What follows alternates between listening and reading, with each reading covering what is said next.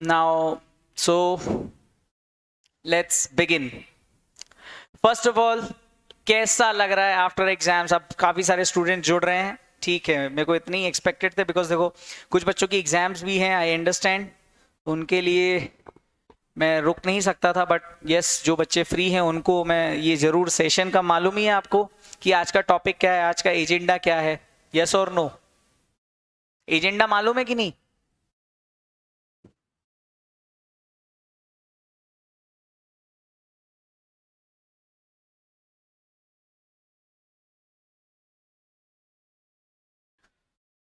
Okay, अब मैं आप लोगों को स्क्रीन विजिबल करवा रहा हूँ।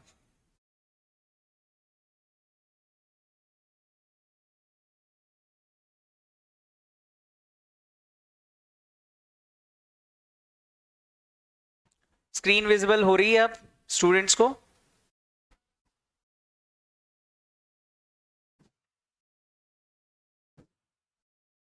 स्क्रीन विजिबल हो रही है guys? Yes, yes, okay, okay, audio video proper? Okay,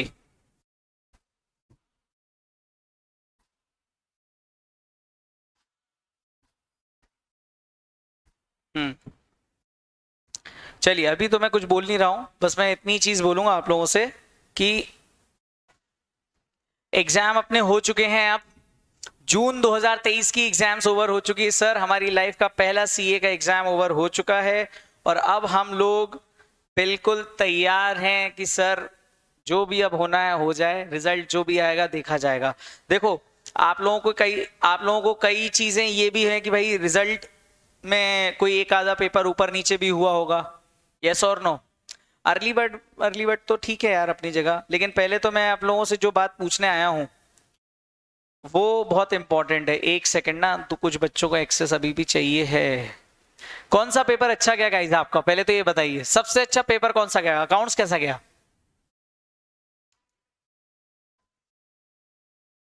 eco? अच्छा, इको सबसे अच्छा, इको और अकाउंट्स दोनों अच्छे गए, अरे वाह यार, लॉ भी अच्छा गया, मैथ्स भी अच्छा गया, अरे तो बेटा चारों ही अच्छे गए ना ये तो। अच्छा, ओके, सबसे अच्छा सर मेरा तो सबसे अच्छा नहीं, मैंने बोलूं चारों अच्छे गए, आई नो, बट सबसे अच्छा कौन सा गया वो मुझे जानना है। ओके, ओके, ओके, यस, सो सबसे बेस्ट आपका इको गया है, ओके। अकाउंट्स, लॉ, कोई एक पेपर तो आपका ऐसा हुआ होगा, देखो हर स्टूडेंट का इंस्टीट्यूट में क्या होता है ना कि एक पेपर ऐसा होता ही है जो आपका थोड़ा बहुत ऊपर नीचे हो जाता है। इस कारण से क्या होता है ना कि हमें ये नहीं समझ में आता है कि हमारा क्लियर होगा या नहीं, ऐसा भी होगा। जो भी है, जो भी है, जैसा भी है, कोई दिक्कत की बात नहीं है। हम यहाँ पे डिस्कस करने आए कि अब हमें क्या करना चाहिए, what should be our next approach, what should be our next approach for upcoming months. Screen screen पे लिख रहा हूँ तो कुछ भी दिख नहीं रहा है, एक बार ऊपर आओ ना, जल्दी आओ। क्या चल रहा है, क्या नहीं चल रहा है? पहला हमारा जो सेशन है कि what to do after November 23, June 23 exams, yes और नो? Answer is yes. अभी थोड़ी देर के लिए आपको स्क्रीन नहीं दिखेगी, स्क्रीन में एक एरर आ रहा है इस वजह से, बाकी मैं आप लोगों को दिख ही रहूंगा। आप लोग चैट पे मुझे बताते रहिए, इंटरेक्टिव रहिए बेटा, जितना इंटरेक्टिव आप कम रहोगे ना। हाँ, कोई एक आधा पेपर ऊपर नीचे गया, कोई नहीं। अब तीन चीजें हैं, देखो तीन चीजें हैं जो नहीं आ रही हैं, तीन चीजें जो हैं वो अपनी नहीं आ रही हैं। हमें समझ में ही नहीं आ रहा है कि सर हम क्या करें। सर पहला, आप सीए इंटर के लिए क्या स्ट्रेटेजी होनी चाहिए, सीए इंटरमीडिएट के लिए स्ट्रेटेजी क्या होनी चाहिए सर हमारी, ऐसा भी थॉट आ रहा है? यस, देखिए तीन ऑप्शन है आपके पास, है ना? तीनों ऑप्शंस में से ना मैं आपको सबसे बेस्ट यही बोलूंगा कि आप पहले अपने आप को एनालाइज करो, आप पहले अपने आप को एनालाइज करो। अब आपको स्क्रीन दिख रही है बेटा? यस,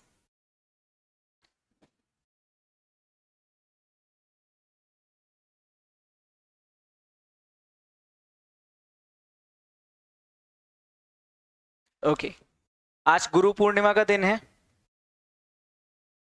फाइनली हमारे सारे चीजें चालू हो चुकी हैं, तो अब मैं स्टार्ट कर रहा हूं। ओके, सबसे पहली चीज, या तो आपके पास देखो मैं आपको बोलूं ना, तो आपका या तो ये वाला स्माइली होगा और या फिर ये, और या फिर ये। कुछ सूझ ही नहीं पड़ रही। कारण देखिए, तीन चीजें होती हैं, या तो सर एग्जाम बहुत अच्छे गए, इंटर के लिए क्या करना है, सर अभी से इंटर का क्यों सोचें, अभी से वाई इंटर, मेरा तो एक आधा पेपर 50 डाउटफुल गया है तो 50-50 है, यस और नो। ये तीन सिचुएशन हो सकती हैं आपके साथ। यस, आप भी बोल सकते हो बेटा। सो पॉइंट इज कि भाई हमें ये समझना है कि आज हमें करना क्या है। पहले तो ये समझना है मुद्दे की बात कि what to do after June 23 exams. June 23 की एग्जाम के बाद हमें करना क्या है। तीन चीजें हैं हमारे सामने अब कि सर सीए इंटर ज्वाइन कर लें, या फिर हमारा जो सब्जेक्ट हमारा जो डाउटफुल गया उस कारण से अभी हमारा पासिंग होने में 50-50। ऐसा है क्या? कितने बच्चों को ऐसा लगता है कि डाउटफुल है sir? I am asking to you. See देखो, अब एग्जाम जा चुके हैं, लेकिन हमें सोचना तो पड़ेगा, बिकॉज देखो 1 से 1.5 महीने के अंदर आपका रिजल्ट आ जाएगा। Be honest with your self. देखो आपकी चैट सिर्फ मेरे तक आ रही है और किसी के पास नहीं जा रही। ओके यस, देखो डाउटफुल ऑब्वियसली है। सीए इंटर की भी एग्जाम दोगे ना तो पास होगे कि नहीं, मतलब कोई भी एग्जाम दोगे आप सीए की तो आपको एक तरफ से डाउट तो रहेगा। मैक्सिमम स्टूडेंट्स को डाउट रहता है, बहुत एक आधा 2% ऐसे स्टूडेंट्स होते हैं जिनको लगता है कि हाँ हो गया। ओके, जिनको अच्छा ऐसे कितने स्टूडेंट्स जो श्योर शॉट क्लियर है? श्योर शॉट क्लियर है? सर मैं तो क्लियर हो जाऊंगा, मुझे तो कोई दिक्कत नहीं। मुझे तो आप बताइए इंटरमीडिएट के लिए क्या है। यस, सो अब मैं आप लोगों को यही बता रहा हूं कि सीए इंटर या सीए इंटरमीडिएट के लिए, या अगर आपका ये जो डाउट है, डाउटफुल वाली सिचुएशन है, या अभी से इंटर क्यों। कुछ बच्चे ऐसे भी होंगे कि अगर क्लियर तो हो जाएंगे लेकिन इंटरमीडिएट, या फिर अभी से इंटरमीडिएट क्यों, अभी से ही इंटरमीडिएट क्यों करना है। एक तो होता है अर्ली बर्ड, रिजल्ट के पहले ही इंटर ज्वाइन कर लो, और एक होता है बाद में। बट मैं इससे ज्यादा इंपॉर्टेंस इस चीज को दूंगा, जिन बच्चों का ये है, ये वाला एस्पेक्ट वीक है, यहां पे क्वेश्चन मार्क है। I hope you are getting the my point. तो पहले मैं, चलो जिन बच्चों को ऐसा लगता है कि यार मेरा क्लियर नहीं होगा, पहला क्लियर क्यों नहीं होगा उसके लिए थॉट अपन सोचते हैं। सर मेरा ना 80 मार्क्स का ही पेपर हुआ, मेरा ना 70 मार्क्स का ही पेपर हुआ, मेरा ना 85 का ही पेपर हुआ। पहला रीजन तो यही हो सकता है, यस और नो? यस यस डेफिनेटली बेटा, इंटरेक्टिव रहो। जो लोग नहीं रिप्लाई कर रहे हो, बिकॉज देखो आपका कहीं ना कहीं, यस कन्हैया, तो मैंने आपको बोला भी था कि किसी भी पेपर में अगर आपका पेपर, आपने जैसे अपने सब्जेक्ट का भी बोल सकते हो बेटा, चैट सिर्फ मैं ही देख रहा हूं और कोई नहीं दिख रहा, मैं रीड भी नहीं करूंगा कि क्या लिखा है आपने।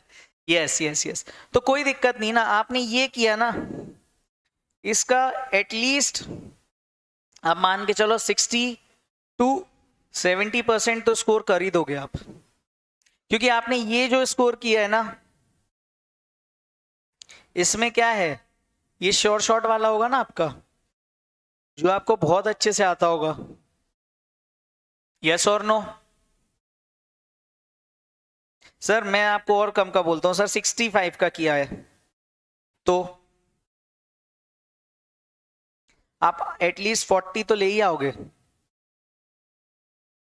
सर व्हाट इफ अगर हम क्लियर नहीं हुए, व्हाट इफ अब हम मैं आपको बहुत थोड़ा सा, ये ऐसी बात है कि यार सर ये तो आप 1.5 महीने बाद वाली बातें कर रहे हो, but think about it, what if अगर हम क्लियर नहीं हुए, तो यार देखो सीधी सी बात है, दो एग्जाम अगर आपने दी है तो दो चीजें पॉसिबल है, या तो आप पास होगे और या आप फेल होगे।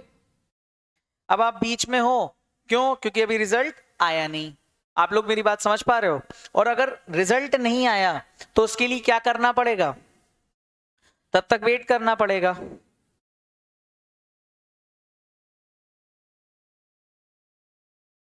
यस और नो? भाई आप रिजल्ट कैसे भी क्लियर नहीं हो रहा है, अगर आपका, आपको ऐसा लग रहा है बिकॉज ऑफ दिस, तो आपको टेंशन लेने की जरूरत ही नहीं है, क्योंकि इन ये जितने भी मार्क्स का आपने किया, तो जो आपने किया उसमें एटलीस्ट 60 to 70 मार्क्स तो आई परसेंट तो मार्क्स आ ही जाएंगे, तो आप उसमें टेंशन क्यों ले रहे हो? 40, 45, 50 मार्क्स तो आपके आ ही जाएंगे। बाकी के कुछ आप, एक आधा पेपर ही तो बिगड़ा है आपका, एक ही पेपर बिगड़ा है, हर किसी के सारे पेपर तो नहीं बिगड़े ना कि सर चारों पेपर बिगड़ गए। Think about it sir. पहली चीज, हम पास नहीं होंगे, हम ऐसा इसलिए सोच रहे हैं, क्यों सोच रहे हैं? चलो चेक लिस्ट बनाते हैं, चेक लिस्ट कि हम पास क्यों नहीं होंगे, और नॉट पासिंग द एग्जाम। क्या हमारे चारों पेपर अच्छे नहीं गए? All papers worst? Answer yes है या नो? मेरे इस क्वेश्चन का जवाब दो गाइज आप लोग। क्या चारों पेपर खराब हो गए हमारे? No sir, exactly my point. भाई आपके हार्डली एक पेपर, उसमें भी कुछ पार्ट ऑफ द पेपर आपका खराब हुआ है, इसका मतलब आपके पास, आपने जो 3 पेपर दिए वो तो बहुत अच्छे दिए, और एक पेपर में कुछ पार्ट ऑफ द पेपर आपका हो सकता है ऊपर नीचे हुआ हो, तो इसका मतलब आपके 3 पेपर तो अच्छे गए ना, 3 पेपर्स तो बहुत अच्छे गए। एक जो पेपर फोर्थ वाला था, या फोर्थ मतलब कोई भी, आप, it may be law, it may be maths stats LR, it may be economics, it may be accounts, कोई भी एक हो सकता है ना, कोई भी एक में आपका 10 to 20% ही पेपर खराब हुआ है। मैं चलो इसको थोड़ा सा और बढ़ा देता हूं, 25%। यस और नो?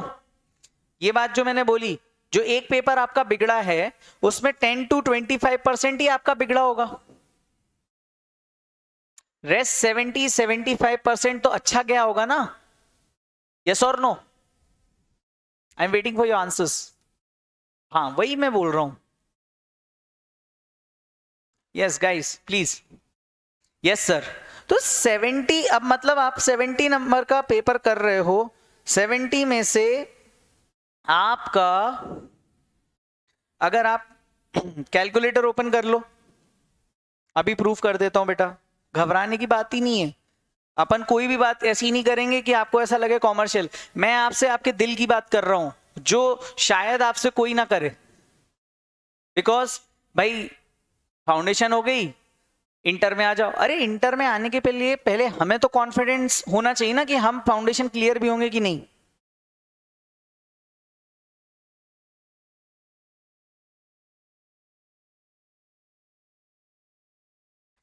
इसमें अगर आपके 60% मार्क्स भी आ गए तो आप आराम से 42 लेके आ रहे हो बेटा। तो एक पेपर में ही टेंशन थी आपको, क्या उसमें इतने नहीं हो पाएंगे? आराम से हो जाएंगे। यस और नो? यस और नो बेटा? और आपको भी पता है 60% अगर सही है, इसका मतलब मैं ये बोल रहा हूं 40% आपके मार्क्स कटेंगे, बट ऐसा होगा नहीं, क्योंकि अगर आपने 70 नंबर का पेपर किया है, इसका मतलब है बहुत सोच समझ के ही पेपर किया होगा, और जब ज्यादा सोच समझ के हमने पेपर किया, टाइम लेके पेपर किया, इसका मतलब ये जो 70 है, इसमें आंसर रॉन्ग होने की प्रोबेबिलिटी, रॉन्ग होने की प्रोबेबिलिटी ना के बराबर है, रॉन्ग होने की प्रोबेबिलिटी लेस है।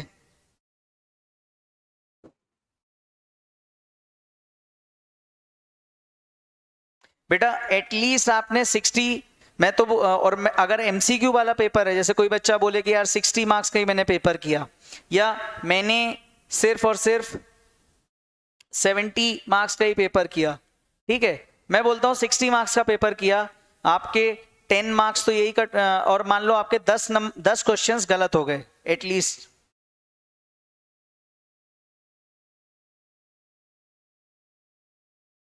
और नेगेटिव मार्किंग के हिसाब से 10 इंटू 0.25,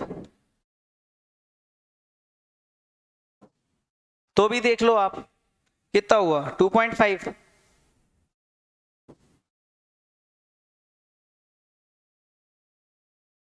यस और नो? एमसीक्यू वाली बात कर रहा हूं मैं, ये क्लियर है? तो इसका मतलब सर फेल होने के चांसेस ना के बराबर है। अब देखो फेल वही होगा जिसने सही में कुछ, अब इससे भी कम अगर आपने किया है तो फिर तो आपको मालूम है कि भाई अगर आपने 60 नंबर का भी पेपर नहीं किया, 40 का ही किया है, 45 का ही किया है, तो फिर तो बेटा वो तो आप देखो समझो कि यार एटलीस्ट इतना बुरा पेपर कोई भी नहीं आया है। सारे पेपर्स बहुत अच्छे आए हैं, मैथ्स स्टैट्स का भी बहुत अच्छा आया है, इकोनॉमिक्स का भी बहुत अच्छा आया है, लॉ भी बहुत अच्छा आया है। लॉ में बच्चे फेल होने वाली हालत हो जाती है बेटा, लॉ का पेपर भी बहुत ईजी आया है। तो ऐसा नहीं है कोई एक पेपर आपका बिगड़ा है, लेकिन जो आपने किया है आप उस पर फेथ रखो, ठीक है। अब ये इतना तो क्लियर हो गया ना कि आप एग्जाम तो क्लियर कर सकते हो, इतनी एक कॉन्फिडेंस बढ़ा ये रियलिटी देख के, ये शायद आपने शायद सोचा ना हो। आप मुझे बताओ क्या फाउंडेशन क्लियर होंगे कि नहीं होंगे? लग रहा है कि होंगे कि नहीं? Is there any kind of confidence? Yes yes yes yes, बहुत सारे रिप्लाई आ गए हैं, thank you thank you thank you thank you.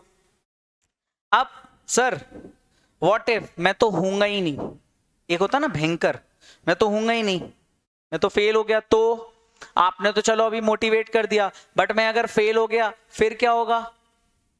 फिर क्या होगा? तो बेटा वो डिसीजन हमें क्या आज पता चलना है? Answer is no. 1.5 मंथ्स का वेट करना होगा हमें। आंसर इज यस, एटलीस्ट बोल रहा हूं आज से, मतलब आपका रिजल्ट शायद अगस्त में आएगा, 10 से 15 अगस्त के बीच में। 10-15 अगस्त के बीच में अगर रिजल्ट आ रहा है बेटा, तो तब तक हमारे कितने 45 डेज हमारे पास हैं। तो सर हम इसमें क्या करें? देखो इसमें भी आप टाइम पास करने जितना इतना तो है नहीं कुछ, बेटर है आप सीए इंटर की अर्ली बर्ड बैचेस ज्वाइन करो। उसका रीजन देखो मैं क्या बताता हूं, अगर आपको ऐसा लग भी रहा है ना कि यार आप फेल हो जाओगे, तो मैं आपको एक बात बोलता हूं, आप वैसे भी 40 से लेके 45 डेज पढ़ाई तो नहीं करने वाले हो, क्योंकि अभी आप फ्री हुए हो। It's better to join CA intermediate early bird batches. Sir इस बैच को ज्वाइन क्यों करें हम, अगर मुझे लग रहा है कि मैं पास नहीं होऊंगा? अगर आपको श्योर शॉर्ट कॉन्फिडेंस है कि आप पास नहीं होगे तो बिल्कुल मत करो बेटा, मैं बोलूंगा ही नहीं, आप फाउंडेशन की तैयारी में वापस लग जाओ। सर अगर मेरे को लग रहा है चांसेस हैं कुछ भी ऊपर नीचे हो सकता है, तो फिर you should join it. Benefit देखो क्या है, पहला 45 days into 4.5 hours at maximum,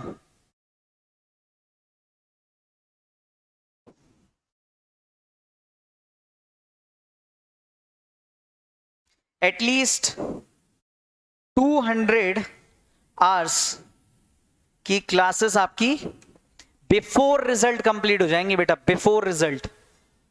बेटा आप समझ रहे हो कि अगर आपने वेट, अगर आपको लगता है कि भाई पास भी हो सकते हैं फेल भी हो सकते हैं, तो आपके पास ऑप्शन तो है नहीं टू वेट, तो उसमें रिजल्ट्स के लिए वेट करना है, और उस रिजल्ट के वेट के दौरान इंटर ज्वाइन कर लो। सीए इंटर ज्वाइन करने के लिए आपका 45 दिन कैसे यूटिलाइजेशन हो जाएगा? इतना, कितने कितने आवर्स की आपकी सेल्फ स्टडी खत्म हो जाएगी, plus you will be having your exams on June May 24। CA inter की एग्जाम आपकी मई 24 में होगी। आप लोगों को मालूम होगा कि जब भी फाउंडेशन क्लियर करके हम इंटर में जाते हैं तो एटलीस्ट 9 मंथ्स का गैप रहता है हमारे एग्जाम्स में और इंटर के एग्जाम, फाउंडेशन और इंटर के एग्जाम्स में। तो आपको मई 24 यानी कि जो आईसीएआई का न्यू सिलेबस एप्लीकेबल है वो रहेगा एप्लीकेबल। तो आपको अर्ली बर्ड बैच वहीं करनी चाहिए जहां पे न्यू सिलेबस पहले बात तो पढ़ाया जाए, और ऑब्वियसली इंडिया में कहीं से भी आप पढ़ो आपको न्यू सिलेबस ही पढ़ाया जाएगा, बिकॉज मई 2024 से अब न्यू सिलेबस एप्लीकेबल हो गया है। इतना बात क्लियर आया? पहले तो ये बताओ मुझे, आप लोग जैसे आप लोग सुन रहे हो, आई होप आपको आवाज आ रही है प्रॉपर? यस। तो बोलते रहो ना यार, जिंदा लोग हैं हम, चिल करो, जो करना है करो, बट एक चीज याद रखो कि पहले क्या हम पास होंगे या नहीं। सर 3 सिनेरियो हैं, या तो हम पास हो जाएंगे, वापस से मैं रिपीट कर रहा हूं 3 सिनेरियो हैं, या तो हम पास हो जाएंगे और या फिर हम फेल हो जाएंगे। अगर हमें लग रहा है कि हम बिल्कुल श्योर शॉट फेल हैं तो हम वापस से सीए फाउंडेशन की एग्जाम के लिए प्रिपरेशन करिए विदाउट वेस्टिंग फर्दर टाइम। थोड़ा थोड़ा स्टडी चालू कर दीजिए। सर मुझे लग रहा है 50-50, तो फिर बेटा आप सीए इंटर ज्वाइन कीजिए, CA inter early bird batch. अगर आप और आपकी अटेम्प्ट कब रहेगी? मई 24। आप सोचो जुलाई, अगस्त, सितंबर, अक्टूबर, नवंबर, दिसंबर, जनवरी, फरवरी, मार्च, अप्रैल और मई में एग्जाम है, तो ऑलमोस्ट आपके पास 10 महीने हैं यहां से। बट आप अगस्त के एंड में आपकी बैच चालू होगी। सोचो जब फाउंडेशन का रिजल्ट आएगा तो वहां से सिर्फ अगस्त के 10 दिन, तो अगस्त तो चलो, सितंबर, अक्टूबर, नवंबर, दिसंबर, जनवरी, फरवरी, मार्च, अप्रैल, 8 महीने। तो आपको जो एडिशनल 40-45 डेज का और 15 दिन अगस्त के, तो 8.5 महीने आपको मिलते हैं अगर आप रिजल्ट के बाद ज्वाइन करते हो। सर आफ्टर रिजल्ट में क्या होता है? आफ्टर रिजल्ट में बेटा क्या होता है ना कि आप 1.5 मंथ्स मस्ती करते हो, फिर आपको 10 से 15 दिन तो लग जाते हैं कोचिंग सेंटर कंफर्म करने में,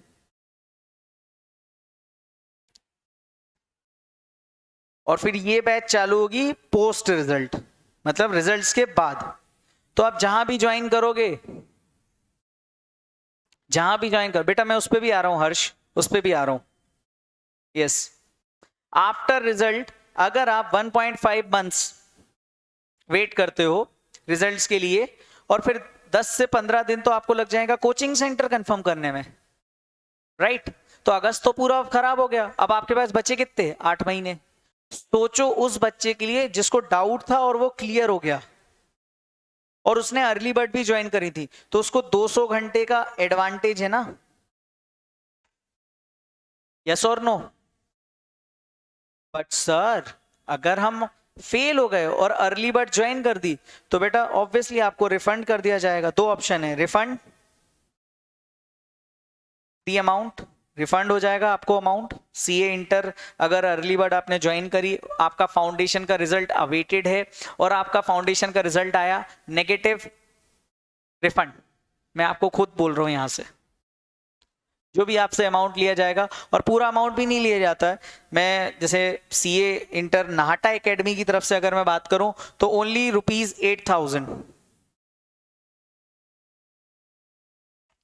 8,000 रुपए आप भरते हैं सीए इंटर में एडमिशन लेने के लिए। आपको बुक्स भी मिलेंगी, सब कुछ मिलेगा, और उसके बाद आपका जब रिजल्ट आ जाए, आप पास हो जाओ, उसके बाद बैलेंसिंग फीस भरिए, कोई दिक्कत नहीं है। सर मैं पास नहीं हुआ या नहीं हुई, तो फिर आपको हम ये 8,000 रुपीज रिफंड कर देंगे, या आप चाहो तो सीए फाउंडेशन की रिपीटर बैच जो नाहटा एकेडमी में चालू होती है उसको ज्वाइन कर सकते हैं।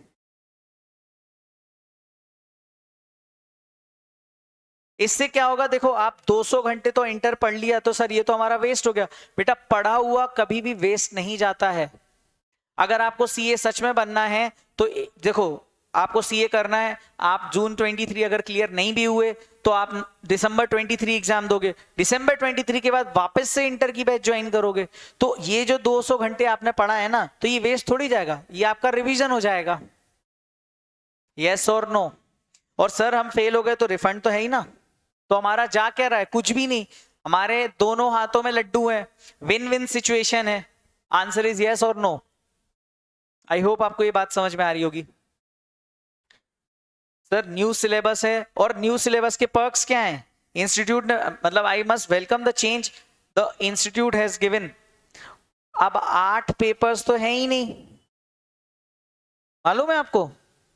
Only 6 papers. एक और चीज प्लस, मतलब आपको 2 पेपर्स का तो बेनिफिट मिल गया, plus MCQ in all subjects 30%, और इन एमसीक्यूज में नेगेटिव मार्किंग नहीं है।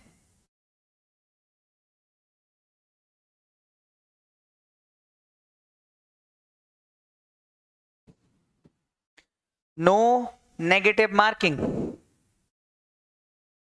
आ रहा है समझ में बेटा? अभिषेक, अनन्या, अनुशील, दिशा, हर्ष, जैद, कन्हैया, कोमल, लक्ष्य, माही, मंशा, मयूष, नव्या, मुस्कान, प्रगति, प्रियांजलि, प्रियांशु, और बहुत सारे जो भी नेम से छूट गए हो सॉरी, संपदा, संयम। यस और नो? तो देखो, इन शॉर्ट आप सोच के देखो ना यार, इन शॉर्ट आप सोच के देखो। अच्छा, कितने बच्चों ने मेरे से फाउंडेशन में मेंटरिंग ली है? सीए फाउंडेशन में, सीए फाउंडेशन में कितने बच्चों ने? Just raise your hands, raise your hands.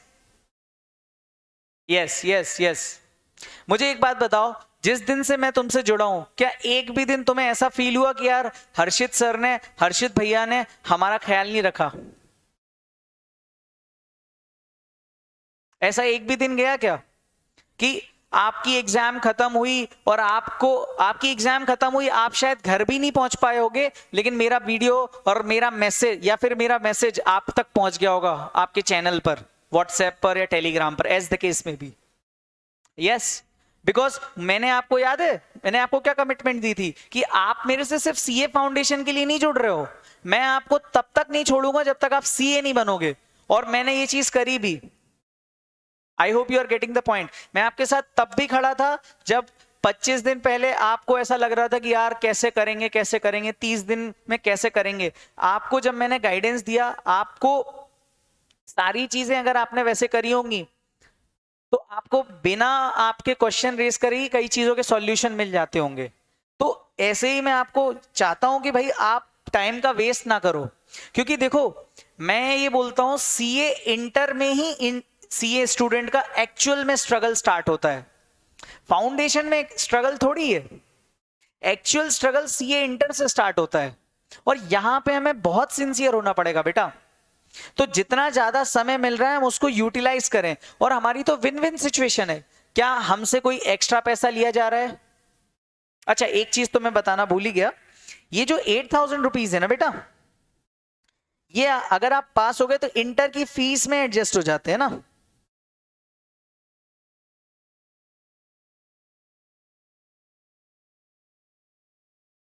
Clear है? सीए इंटर की फीस में एडजस्ट हो जाएंगे ये पैसे, तो आपका पैसा तो वेस्ट वैसे भी नहीं हो रहा है। उल्टा आपको 200 घंटे एक्स्ट्रा प्रिपरेशन, 200 घंटे एक्स्ट्रा प्रिपरेशन का मतलब है आपका सिलेबस आफ्टर रिजल्ट वाली बैच से पहले खत्म होगा। और जब आप आफ्टर रिजल्ट वाली बैच से पहले अगर आपका सिलेबस खत्म हो रहा है, विच मीन्स आप भी समझिएगा, विच मीन्स आप ये मान के चलें कि भाई साहब अब आपका कोई भी टाइम वेस्ट नहीं होगा। आपको एक्स्ट्रा रिवीजन, क्योंकि हमें रिवीजन के लिए समय कम पड़ता है, और आपने अभी सीए फाउंडेशन की एग्जाम दी है, आपको भी मालूम है रिवीजन करते टाइम समय कम होने लगता है। यस और नो?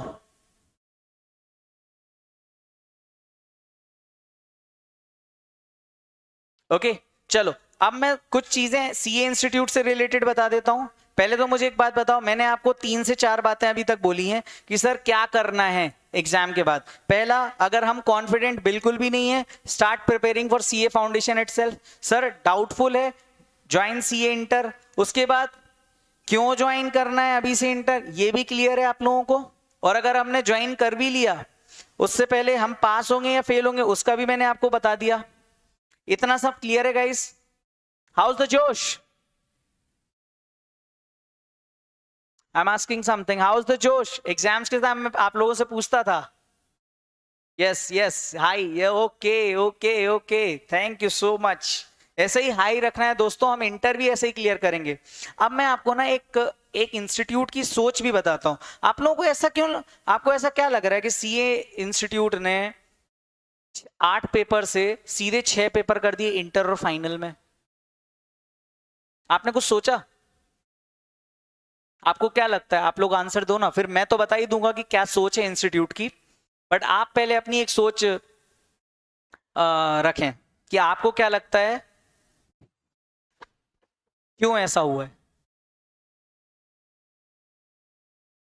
ओके ओके ओके, नहीं नहीं बेटा, मैं फाउंडेशन की बात नहीं कर रहा हूं, मैं आप लोगों से ये पूछ रहा हूं सीए इंटर और सीए फाइनल में पहले 8-8 पेपर्स हैं अभी, अब 8 की जगह 6 कर दिए, तो उसका रीजन इजी करने के लिए बेटा आपको ऐसा लगता है क्या कि इजी कर, yes this is the right answer. Burden कम करने के लिए बच्चों का, ये बर्डन तो देखो क्या है, बर्डन तो नहीं बोलूंगा, बट एक बच्चे ने मुझे आंसर सही दिया है इसका, संपदा जैन ने बहुत सही आंसर दिया बेटा, वेरी गुड। इन डेप्थ नहीं डेप्थ उतनी है बेटा। तान्या, सीए इंस्टीट्यूट ने ना मॉड्यूल भी इशू कर दिए। I have seen all levels module with respect to, मतलब मैंने कंपैरिजन भी देख लिया है, तो कोई ज्यादा डेप्थ और कुछ भी नहीं ऐसा किया है इंस्टीट्यूट ने। मैं आपको फैक्ट बोल रहा हूँ, यूट्यूब पे लोग कुछ भी बोले, बट मैं आपको यही चीज बोलूंगा कि कोई भी एडिशन ऐसा कुछ भी नहीं किया कि बहुत ज्यादा वो। मैं आपको सिर्फ इतना पूछ रहा हूँ कि क्या आपको लगता है कि इंटरमीडिएट और सीए फाइनल में सब्जेक्ट्स कम क्यों कर दिए गए हैं? फाउंडेशन में तो पहले ही से ही कम थे, फाउंडेशन की तो बात ही नहीं कर रहा हूं, आपका एक्चुअल स्ट्रगल तो सीए इंटर और फाइनल में। संपदा ने बिल्कुल सही बात बोली। एक्चुअल में पता है मैं आपको बोलूं, और आपको देखो, आपको मैंने आज तक कोई भी ऐसी चीज नहीं बोली है कॉमर्शियल की यार भाई ये कर ही ले। आपको इस सेशन के बाद लगता है तो ही आप ज्वाइन कीजिएगा, तो ही आप ज्वाइन कीजिएगा, अदरवाइज क्या है कि आपको ज्वाइन कर, आपको मालूम है कि मैं फालतू की कोई बात करता ही नहीं उस इन सब बारे में। पहली चीज भाई, इंडस्ट्री की जो डिमांड आती है ना,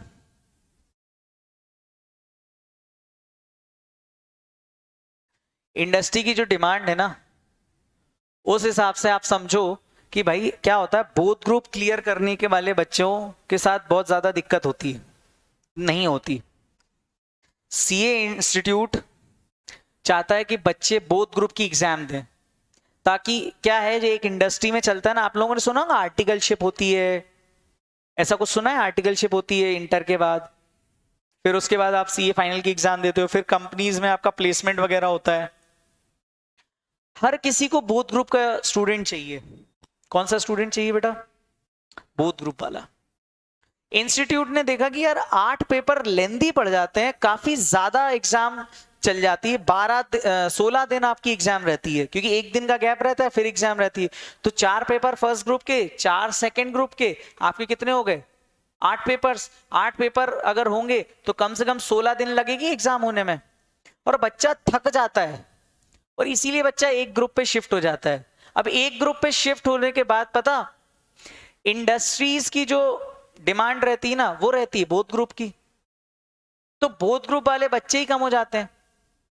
इंस्टीट्यूट इस चीज को प्रमोट करना चाहता है कि भाई बोथ ग्रुप्स के बच्चे जो हैं वो ज्यादा निकलें, और इसीलिए इंस्टीट्यूट ने अभी ये वेटेज कम, मतलब सब्जेक्ट्स कम कर दिए हैं, सो दैट स्टूडेंट को एक बर्डन ना रहे कि यार बोथ ग्रुप नहीं करना है। पहला रीजन समझ में आया कि इंडस्ट्रीज में बोथ ग्रुप के स्टूडेंट्स चाहिए हैं, आईसीआई को भी मालूम है कि बोथ ग्रुप के स्टूडेंट्स होने चाहिए, बट बच्चा क्या सोचता है, हम एक एक करके कर लेंगे ताकि हम आराम से सीए करेंगे, क्या जल्दी है भाई? जल्दी तो नहीं होनी चाहिए, चलो ठीक है, लेकिन एक एक ग्रुप करने के चक्कर में आपको जो अपॉर्चुनिटी मिल सकती थी वो तो नहीं मिलती ना, ये तो फैक्ट है। अगर आपको जॉब में जाना है तो बोथ ग्रुप और आर्टिकलशिप फर्म्स भी पता क्या करती हैं, बोथ ग्रुप्स के कैंडिडेट को पहले आर्टिकलशिप देते हैं, फर्स्ट ग्रुप वालों को बाद में। ये मालूम होगा, सुना होगा आपने कभी सीनियर्स से ऐसा कुछ। तो इंस्टीट्यूट बोथ ग्रुप्स को प्रमोट कर रहा है, पहली चीज। और ऐसा इंस्टीट्यूट पहली बार नहीं कर रहा है, पिछले सिलेबस में जो मई 2018 से लेके अभी नवंबर 23 तक है या दिसंबर 23 तक है, इसमें भी इंस्टीट्यूट यही करता था। आई am waiting for your answers बेटा। आपको पहला रीजन समझ में आया?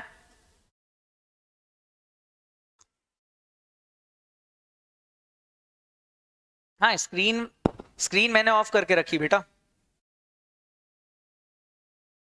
आप दिख रही होगी। ओके, मई 18 टू नवंबर 23 या दिसंबर 23 जो एग्जिस्टिंग स्कीम है, ये दूसरा रीजन मैं बता रहा हूं। पहला तो इंस्टीट्यूट भी चाहता है बोथ ग्रुप, क्योंकि इंडस्ट्री की डिमांड है।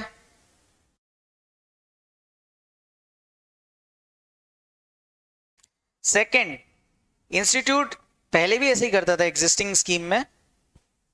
3 तरीके के रिजल्ट आते हैं मालूम, एक आता है बोथ ग्रुप्स, एक आता है फर्स्ट ग्रुप, और एक आता है जो फर्स्ट ग्रुप क्लियर हो गया उसका सेकंड रह गया है। उन बच्चों के लिए सबसे ज्यादा बच्चे यहां से पास होते हैं बेटा। आप उठा के देख लेना, मई 18 से लेके अभी नवंबर 23 का तो रिजल्ट आया नहीं है, मई 23 का 2-3 दिन बाद आने वाला है रिजल्ट।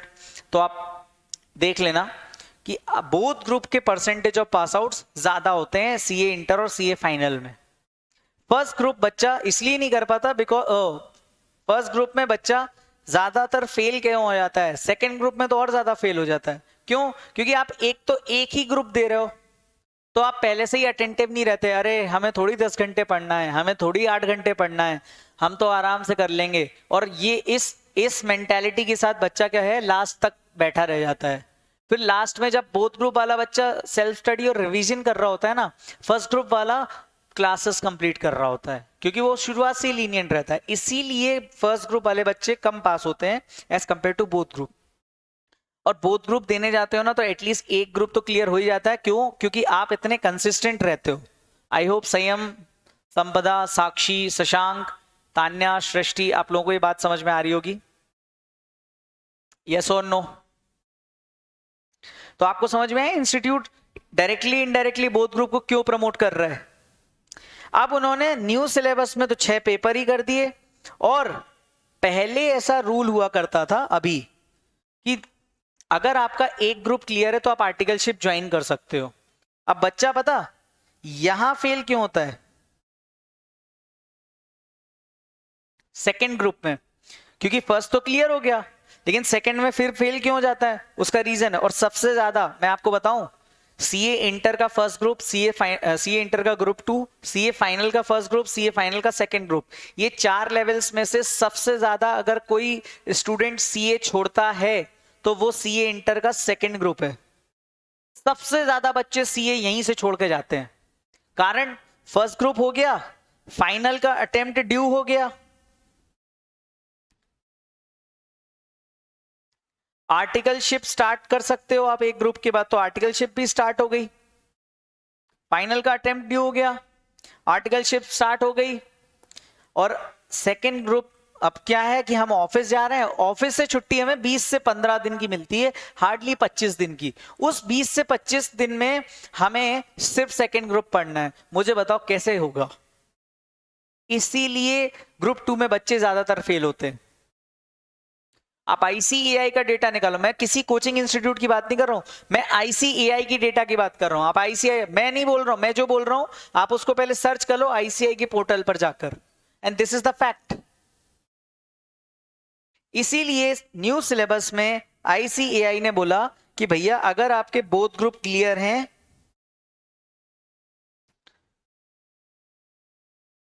तो ही आप आर्टिकलशिप स्टार्ट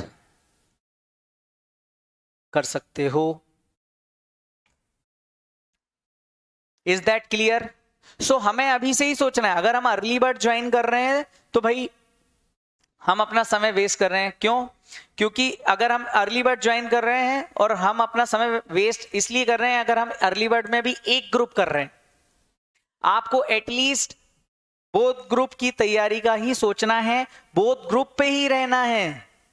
क्योंकि अगर इंस्टीट्यूट कोई लॉजिक से बोथ ग्रुप को प्रमोट कर रही है और कहीं ना कहीं बोथ ग्रुप का percentage of pass out past में भी ज्यादा था, अभी भी, अब तो उन्होंने क्लियर ही कर दिया डायरेक्टली कि भाई बोथ ग्रुप क्लियर बच्चे ही चाहिए हमें आर्टिकलशिप के लिए, तो इसका मतलब वो भी चाह रहे हैं कि आप बोथ ग्रुप दो। और बिलीव मी गाइस, 6 पेपर 9 महीने 10 महीने में करना बहुत आसान है as compared to 8 paper in 10 months. क्योंकि 2 सब्जेक्ट तो आपके पूरे पूरे हट गए ना। अकाउंट्स का तो एक ही पेपर हो गया आपका, फर्स्ट ग्रुप में आपका अकाउंट्स है जिसको आप एडवांस अकाउंट्स बोलोगे, देन आपका कॉर्पोरेट एंड अदर लॉज है, देन आपका पेपर 3 टैक्सेशन है जिसमें इनकम टैक्स एंड एक पार्ट जीएसटी का है, देन आपका सेकेंड ग्रुप में पहला paper costing, audit, last paper है financial management and strategic management. तो आपके पास बचे ही कितने हैं? 6 तो पेपर हैं। और बिलीव मी, इसमें भी 30% एमसीक्यू है।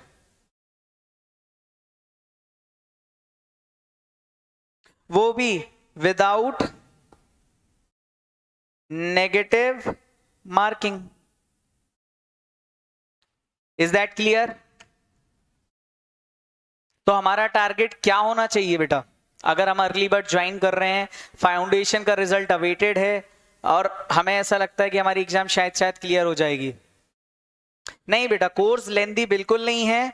मैंने ये सारे मॉड्यूल्स देखे हैं और इवन आप भी मॉड्यूल कंपेयर कर सकते हो, वही चैप्टर्स हैं। एडवांस अकाउंट्स में अकाउंट्स और ऐसा कुछ भी नहीं हुआ है कि टॉपिक्स बढ़े, चैप्टर्स कम हो गए अकाउंट्स में। एडवांस अकाउंट में अगर आप देखोगे तो चैप्टर्स कम हो गए हैं। पहले एडवांस अकाउंट्स और अकाउंट्स, मैं आपको कंपैरिजन बता दूं, 2 मिनट लगेंगे मेरे को। देखो, आपका पहले एक पेपर होता था अकाउंट्स और एक ग्रुप 2 में होता था एडवांस अकाउंट्स। इन दोनों में मिला के आपके चैप्टर होते थे टोटल 21 चैप्टर्स होते थे।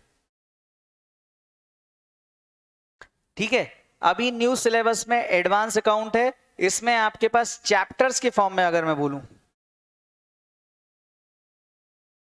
चैप्टर्स के फॉर्म में बोलूं तो 5 चैप्टर्स हैं। और वो यहां भी थे, वो यहां भी थे, यहां भी हैं। इसके बाद अकाउंट प्लस अकाउंटिंग स्टैंडर्ड थे।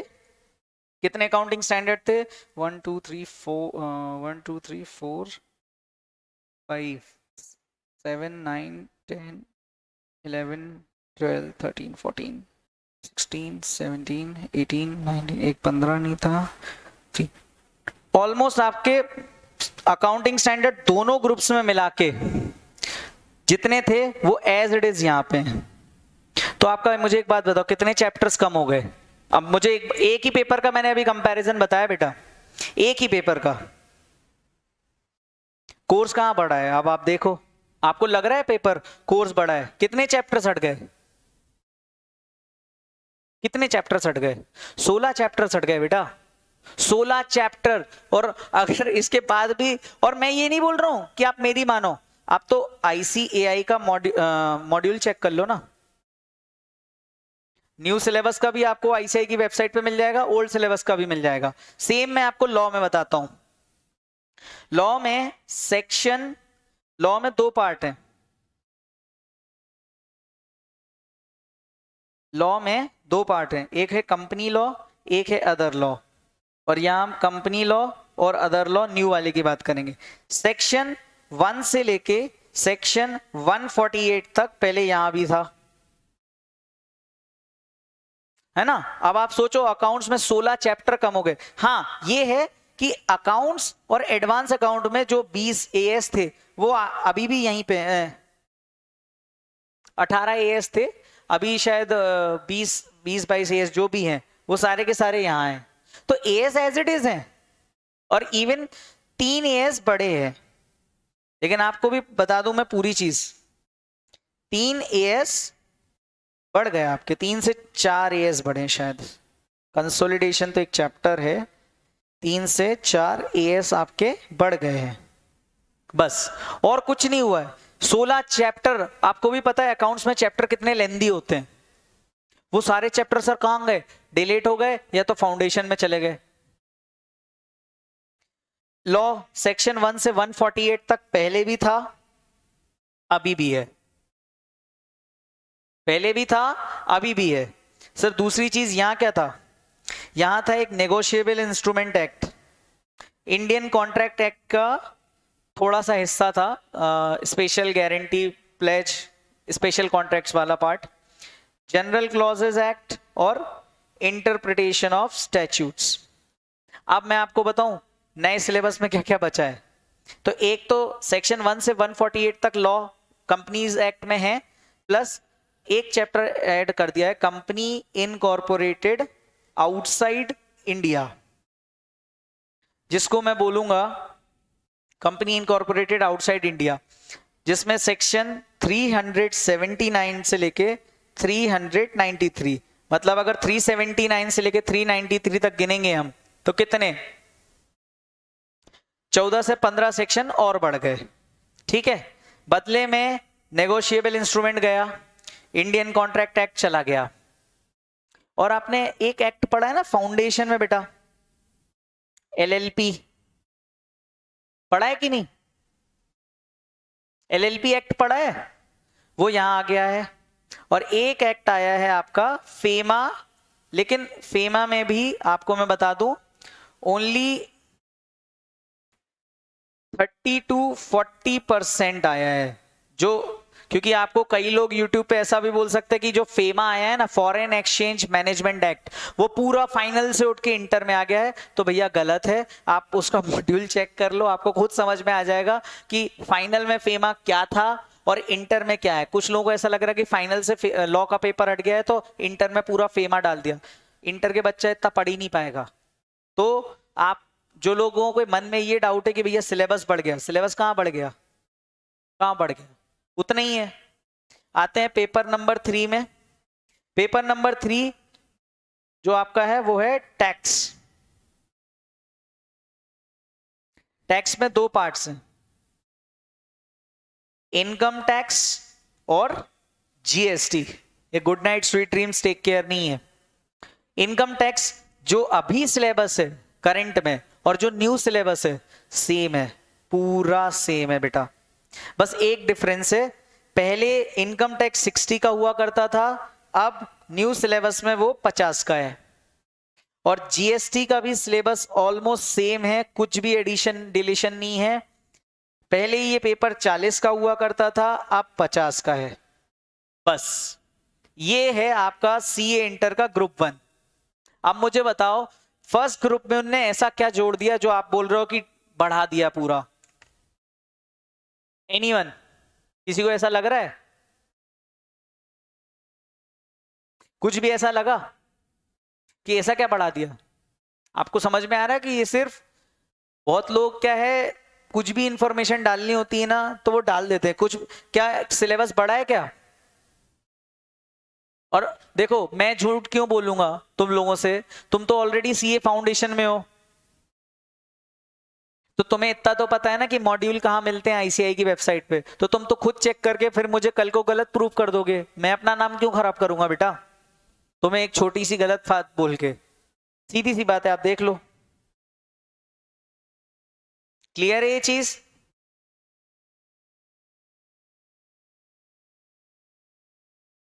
नहीं, बिल्कुल भी नहीं, बिल्कुल भी नहीं। जो सिलेबस आपको तो न्यू सिलेबस पढ़ना है, अब आप पहले एक्ट में कुछ भी हो, अब तो नहीं है ना, तो फिर क्यों पढ़ना पड़ेगा आपको बेटा? आई होप ये बात आपको समझ में आ गई है। ठीक है कन्हैया, आपका डाउट क्लियर है ना कि अगर कोई फाउंडेशन से इंटर में आया तो ऑब्वियसली कन्हैया का डाउट है और बहुत जेन्युइन डाउट है, आप लोगों को आ भी सकता है कि सर हमने तो नेगोशिएबल और इंडियन कॉन्ट्रैक्ट एक्ट तो पढ़ा ही नहीं था, जो पार्ट अब फाउंडेशन में चला गया। इंटर से तो हट गया है, तो हमें भी देना पड़ेगा क्या? Answer is no. अच्छा, अब 3 पेपर और बचे, उनका भी मैं बता देता हूं जल्दी से, ठीक है। Costing, paper number 4 costing, cost accounting जिसको बोलते हैं, सेम है, 100 मार्क्स का पेपर था।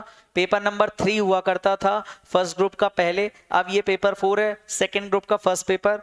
जो पहले था एज इट इज अभी है, कुछ भी घटाव बढ़ाव नहीं है। कुछ टॉपिक चैप्टर मतलब चैप्टर की रीशफलिंग हुई है। कोई चैप्टर पहले 3rd था तो वो 6th हो गया, 4th हो गया, इधर कोई टॉपिक चैप्टर 5 में दिया था वो 4th में आ गया, तो वो रीशफलिंग हुई है। बाकी कंटेंट वाइज उतना ही है, आप देख लेना। देन आता है बेटा आपका ऑडिटिंग। ऑडिटिंग में बेटा पहले 13 चैप्टर्स थे, अब 11 चैप्टर्स हैं। और इसमें मैं आपको बता देता हूं, 13 चैप्टर पहले कितने, 13, अब 11, 2 चैप्टर कम है, 2 चैप्टर कम है बेटा। लास्ट पेपर आते हैं, पहला पार्ट फाइनेंशियल मैनेजमेंट की बात कर लें, सेम। पर कितना हुआ, जैसे इनकम टैक्स पहले 60 का था, वैसे ही फाइनेंशियल मैनेजमेंट पहले 60 का था, अब न्यू सिलेबस में 50 का है। Clear? Same chapter same depth, जो पहले थी वही है, बस न्यू स्कीम है। तो हम डर जाएंगे, अरे क्यों डर जाएंगे? आप खुद इतनी कॉमन सेंस है अपने पास कि अपन फाउंडेशन के वो अपन करंट मॉड्यूल और प्रीवियस मॉड्यूल डाउनलोड करके देख सकते हैं, वो भी करने की जरूरत नहीं है। मैं बता दें, स्ट्रेटेजिक मैनेजमेंट पहले 8 चैप्टर थे 50 नंबर में, अब कितने 5 या 6 चैप्टर हैं। यानी मेरे को exact to be very exact याद नहीं है, बट आई थिंक शायद 5 चैप्टर्स हैं। तो मुझे ये बताओ कि डेप्थ कहां बढ़ गई?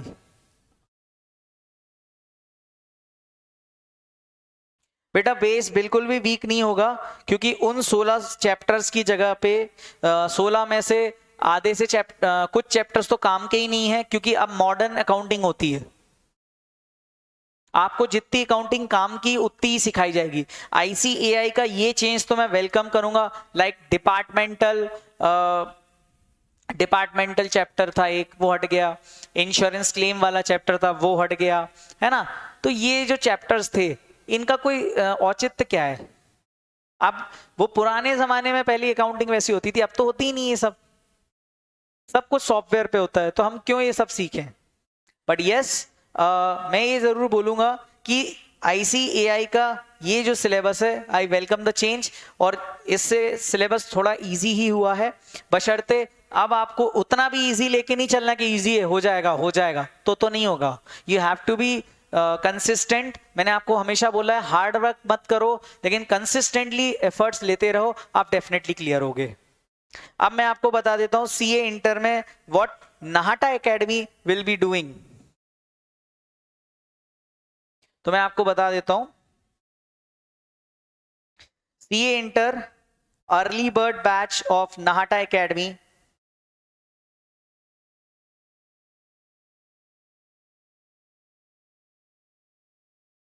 Eight Nahta academy Indore.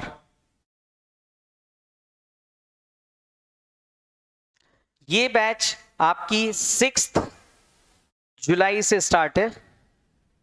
आपको शुरुआत में 3, 3.5 या ज्यादा से ज्यादा 4.5 घंटे क्लास लगेगी टिल योर रिजल्ट्स। पढ़ाने वाले वही टीचर है बेटा, ठीक है। आपको सिर्फ 8,000 रुपए डिपॉजिट करने हैं, और कोई भी डाउट्स हो अर्ली बर्ड से रिलेटेड आप मुझसे पूछ सकते हो। आपको डिसीजन लेने में अभी भी तकलीफ है, आपके पास मेरा नंबर है ही, मेरा नंबर मैं आपको वापस से बोल सकते हो 8871296220। बेस्ट पार्ट पता क्या हो, फाउंडेशन में मैं लास्ट में आया था, इंटर में मैं डे 1 में आपके साथ रहता हूं। बिल्कुल आप इसको कैसे भी ज्वाइन कर सकते हो बेटा, ऑफलाइन यानी कि face to face, online live at home batch जिसको बोलते हैं अपन, और रिकॉर्डेड। सर हमने ये दोनों ली, ऑफलाइन ली या लाइव एट होम बैच ली? तो मैं आपको बता दूं, लाइव एट होम बैच ली या ऑफलाइन बैच ली तो आपको बैकअप मिलता है मोबाइल ऐप के through with unlimited views. Sir unlimited views कब तक? Till exams. So I hope मैंने जितनी भी बातें आपको की हैं, हाँ पहले ऑनलाइन ज्वाइन हो जाओ, बाद में ऑफलाइन शिफ्ट हो सकते हो आप बिल्कुल। फीस के लिए मैं आपको एक नंबर दे देता हूं, आपको नाहटा में इंक्वायर करने के लिए एक नंबर दे देता हूं मैं, 7970179701। ये नाहटा एकेडमी का नंबर है।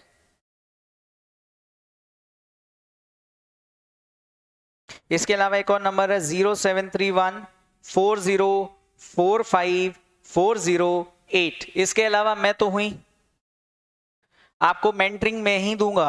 और मैं आपको बोल रहा हूं, मैं आपको चैलेंज के साथ बोलता हूं कि आप किसी से भी मेंटरिंग ले लो, लोग बहुत अच्छी मेंटरिंग देते हैं, पैसे लेते हैं, सब करते हैं।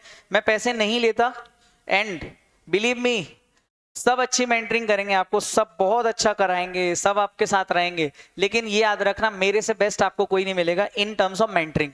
और इस academy Nahta professional academy last 32 years से इस इंडस्ट्री में है, सेंट्रल इंडिया की ओनली रेनॉट एकेडमी, जहां आपको सीए फाउंडेशन भी नहीं, 11th से लेके फाइनल और उसके बाद उसका प्लेसमेंट भी यहाँ पे हम लोग करवाते हैं। तो आप नींव से निर्माण तक जो हमारी एक टैगलाइन है, आप हमारी एकेडमी में इंक्वायरी कर सकते हैं। बाकी मैंने आपको मुद्दे की सारी बातें कर दी। आप कॉन्फिडेंट हो, आप कॉन्फिडेंट अगर 50-50 भी हो तो क्या करना है, आप फुल्ली कॉन्फिडेंट हो कि आप पास हो जाओगे तो कोई दिक्कत ही नहीं है, अर्ली बर्ड ज्वाइन करना है। So is that clear from my side? Anything else? I hope आपको मेरा ये जो सेशन था ये आपने एंजॉय किया होगा, आपको काफी सारी बातें क्लियर हो गई। अब आपका एक मिथ था कि न्यू सिलेबस में तो वेटेज बढ़ जाएगा, डेप्थ बढ़ जाएगी, वो क्लियर है? यस और नो? ठीक है। आप अर्ली वन की लिंक्स के लिए बेटा प्रगति मैंने नंबर दिया हुआ है, नंबर दिया हुआ है, ये रहे ना नंबर्स, ये रहे नंबर्स, स्क्रीन पर दिख रहे होंगे आपको नंबर। आई होप बहुत सारी चीजें क्लियर हैं। ऑनलाइन एंड ऑफलाइन क्लासेस में क्या डिफरेंस? बेटा सिर्फ फीस का डिफरेंस होता है। ऑफलाइन में एक और डिफरेंस, आप सामने बैठ के पढ़ोगे, है ना, मतलब आप सामने बैठ के पढ़ रहे हो तो आपका फोकस ज्यादा रहेगा, टीचर का भी ध्यान आप पे ज्यादा रहता है। ऑनलाइन मैं उन्हीं बच्चों को लाइव बैच का बोलता हूं जो कंसिस्टेंट हैं, जिनका कंट्रोल है अपने मन पे कि भाई हाँ पढ़ाई करनी है। क्योंकि कई बच्चे सोचते हैं हम रिकॉर्डेड ले लें और फिर हम बाद में करते रहेंगे, तो ऐसा नहीं, लाइव या ऑफलाइन बैच ही करनी चाहिए for CA inter and CA intermediate. क्यों? क्योंकि भाई आपको कंसिस्टेंटली पूरा सिलेबस भी करना है और फिर आपको रिवीजन के लिए भी कम से कम 2 से 2.5 महीने चाहिए। इंटर में क्या प्रेफर करना चाहिए बेटा? बोथ ग्रुप्स करना चाहिए, क्योंकि ICAI ही उसको ऊपर प्रमोट कर रही है और पास्ट में हम लोगों ने देखा भी हुआ है जो ट्रेंड रहा है ICAI का। So be focused on both the groups. Online और ऑफलाइन में मैं हमेशा बोलूंगा ऑफलाइन क्लास, सबसे पहली चीज ऑफलाइन, आप यहीं आके पढ़ो। 9 से 10 महीने की बात है, आप यहीं आके पढ़ो, क्योंकि देखो कब तक रहोगे घर पे, कब तक रहोगे घर पे बेटा? हम अगर कुछ बनना चाहते हैं तो तपना तो पड़ेगा, और जब हमें तपना है, हमें बहुत सक्सेसफुल होना है, तो घर से तो घर तो छोड़ना पड़ेगा, स्ट्रगल वाली लाइफ तो लेनी पड़ेगी। सर मैं हॉस्टल में नहीं रह सकता, नहीं रह सकती, बेटा बाकी दुनिया भी रह रही है। इंटर की क्लासेस कब तक कंप्लीट होंगी? आप ये मान के चलें अर्ली बर्ड बैच जो होती है वो 31 जनवरी या 10 फरवरी तक कंप्लीट हो जाएगी आपकी, तो आपकी वहां से 3 महीने रहेंगे for self study and revision. Okay, so अगर कोई भी डाउट है तो आप मेरे नंबर पे भी मुझे व्हाट्सएप कर सकते हैं। आप CA inter mentoring, HD mentoring, HD मतलब Harshit Dwivedi mentoring for CA inter join कर सकते हैं, और नाहटा एकेडमी तो डेफिनेटली ज्वाइन कर सकते हैं। बिकॉज ऑब्वियसली आपने ऑलरेडी फाउंडेशन भी वहीं से किया है तो आपको मालूम होगा. Okay, so that's it from my side. I hope you enjoyed the session. और कोई भी क्वेरीज हो, आपके हर्षित भैया आपके साथ है. So that's it. All the best. Good bye.